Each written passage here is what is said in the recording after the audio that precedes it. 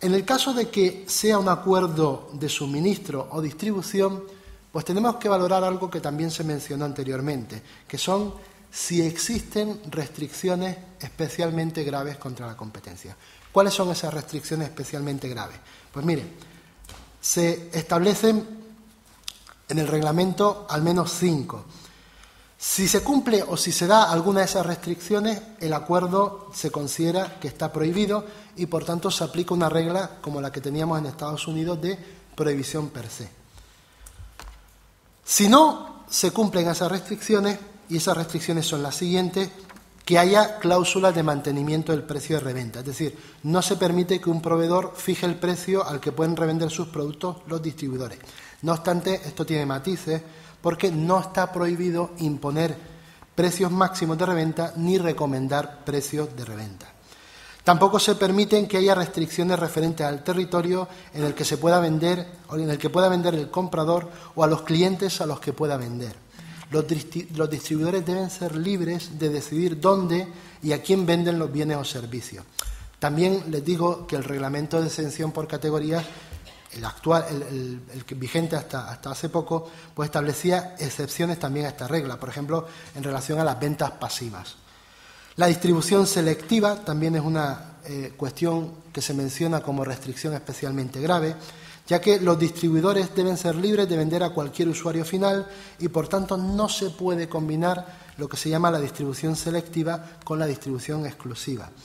El abastecimiento exclusivo. Si hay cláusulas de abastecimiento exclusivo que solamente puedes comprar a un proveedor determinado, pues eso tampoco está permitido, y también hay restricciones con respecto a los recambios. Bueno, insisto, si no contiene el acuerdo restricciones especialmente graves, entonces vamos a una rule of reason, a un sistema de valoración de caso por caso.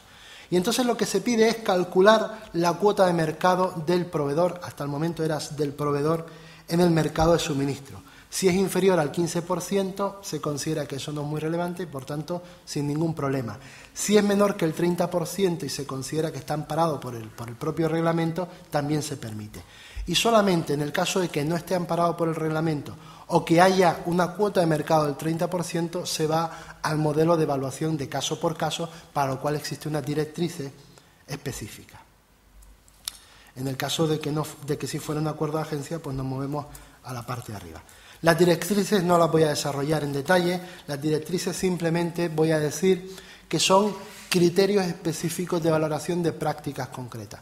Como supongo que Joaquín va a entrar en más detalle en ellas, pues no voy a desarrollarlas. Pero sí me gustaría apuntar una idea interesante, y es que las directrices permiten a las propias empresas que se autoevalúen. Es decir, que ellas mismas vean si cumplen o no cumplen las restricciones. Bueno, el tiempo y forma. Voy a simplemente a enumerar algunas de mis reflexiones personales a modo de conclusión y, como les digo, no conclusión y cierro el tema, sino conclusión y abro el debate. En primer lugar, las conclusiones o las cuestiones que yo quiero plantearles en relación a las restricciones verticales y la aplicación del derecho a la competencia es, primero, que no existen reglas a priori. Sobre este campo sí que nos vamos a mover en un tema en constante evolución, donde los efectos sobre el bienestar social no siempre van a estar claros. Y, por tanto, vamos a necesitar una aproximación flexible y, evidentemente, mucho más trabajosa. Pero si queremos analizar o si queremos llevar a cabo esa aplicación, ese estudio, tenemos que analizar bien la estructura del mercado. Pero no solamente del mercado minorista, sino también del mercado mayorista. La competencia intramarcas e intermarcas va a ser crucial. No podemos olvidarnos de ninguna de las dos.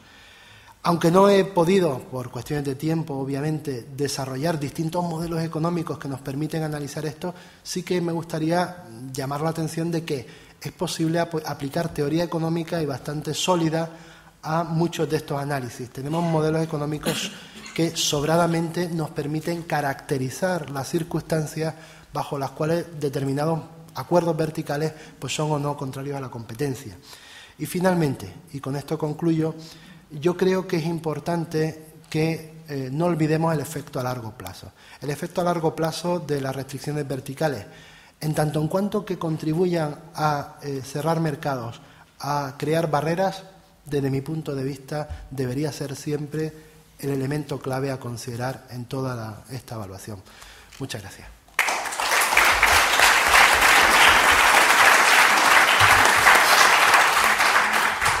Muchas gracias por tu brillante exposición de los fundamentos económicos de las restricciones verticales. Yo creo que queda para el debate la dificultad siempre de deslindar en el caso concreto los posibles efectos procompetitivos o anticompetitivos que requieren generalmente un análisis exhaustivo de los efectos y desde una perspectiva posiblemente económica.